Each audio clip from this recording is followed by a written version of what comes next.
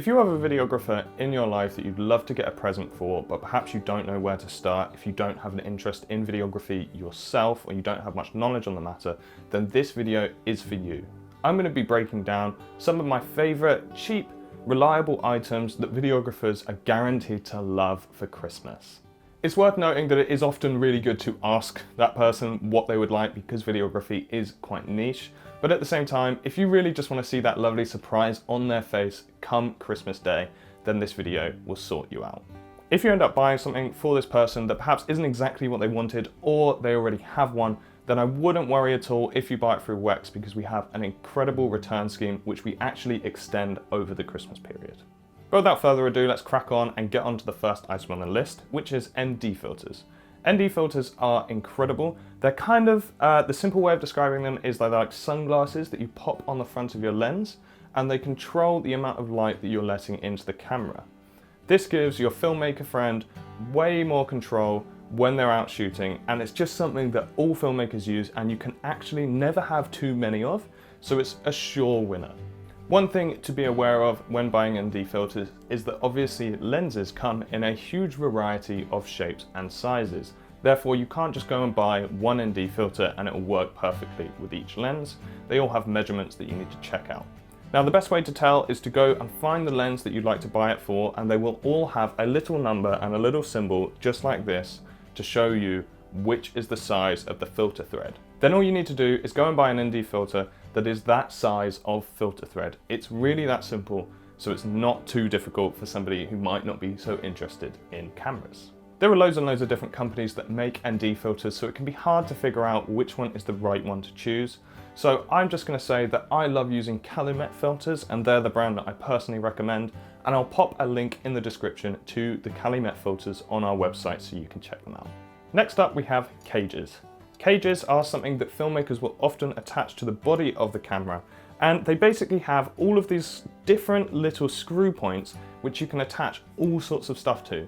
So they're really useful if, say, your friend wants to attach a light on top of the camera, attach a microphone, or just any huge variety of things. They're also really good if your friend likes to do a lot of handheld filming because they just provide an extra little bit of support to the camera. You can also attach things like these handy little handles to the side, which mean that when you're filming handheld, you can get that extra bit of stability.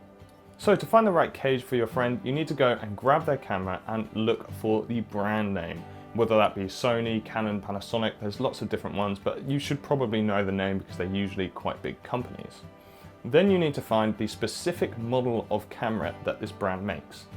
A key thing to look out for is they're always on the body, often printed on the front, and they're very usually made up of a combination of letters and numbers. I'll show you the model number on mine just so you can have it for a reference point. Then once you've got that, then all you need to do is go online and find a cage that suits that camera brand and model. Again, it's really hard to know exactly who to buy cages from, and lots of them will be good, but I quite like using Leo Photo. That's the cage I've got here, and I think they do a really good job of making really handy cages for cameras. The next thing I want to talk about is lighting. Lighting is really important to filmmakers just to make sure that you get the perfect amount of light to really control your shot. Now, there are loads of different types of lighting, but one of the cheapest and easiest to get are called LED panels. I've got a couple here to show you, and you can see that they come in sort of all different shapes and sizes. Now, there's not actually tons of stuff to look out for when buying an LED panel, which makes it quite simple. But I would say often, as you tend to spend more money, you will generally get a better quality of light. Whether that means you get a better control of the colors coming out of the light or the actual power of the light itself. I've included a link at the bottom here to Nangwang. They have this starter set, which I think would be perfect for somebody who's just starting out and doesn't have too many lights. Although if you would like a cheaper option, I've also included this set by F&V in the description as well. So you can check out both those two and see which one you think is going to work best for you. Now let's move on to batteries. Batteries, again, are another thing you just can't have too many of, you know? There's no such thing as having too much power, because when you're in a sticky situation, having that spare battery can be an absolute lifesaver. I've got two batteries here, and you can see they're actually fairly different shapes and sizes, and that's because most different cameras will take different batteries. So how do you figure out which battery you're going to need for your friend? Well, what you want to do is you want to go and grab their camera and find their battery release. These batteries are usually stored in the bottom of the camera, so if you turn it upside down and have a little look, there's often a little flick switch that you can flick which will open up the battery compartment. Then what you want to do is remove the battery and have a look for the model number. They're usually just printed on the back of the battery, and they are usually this crazy mess of numbers and letters, so that's what to look out for. Batteries are a really good one because they generally are quite cheap. You can get knockoff batteries, like third-party manufactured batteries.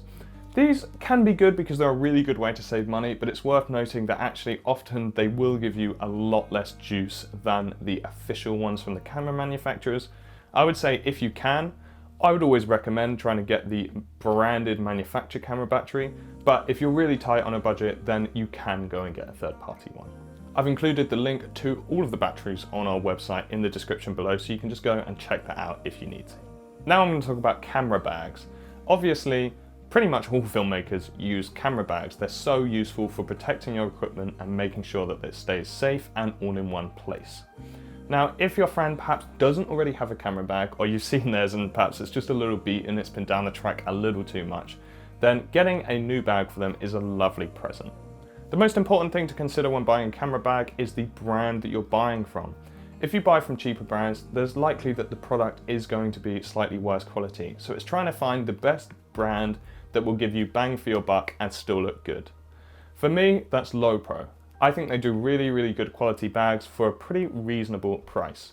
I've included the link to the description to the Lowepro products on our website for you to check out. Microphones are an incredibly important part of filmmaking. And while most cameras do actually have microphones in the body, generally they're really bad quality. So if you've ever watched something that your friend has made and you've heard just kind of subpar quality audio, or you can hear this wind noise, it kind of sounds like and just the audio you don't think sounds that good, then they're probably in need of a microphone. Microphones come in all different types. You can get ones like I'm wearing now, these are called lapel mics, that's what I'm recording myself with. Or you can get ones that you stick on the top of your camera like this one I'm holding in my hand. Generally, lapel mics tend to be quite expensive, so I'd actually recommend getting them an on-camera microphone. There's loads of different ones you can get, so I've actually added 2 in the description at varying price points, so you can see which one you think might work better for you. Now, one of the most essential tools for filmmaking is the tripod. Unfortunately, tripods that are specifically dedicated towards video tend to be really expensive and actually pretty heavy. So, they're not necessarily going to make the most appropriate Christmas present for most people.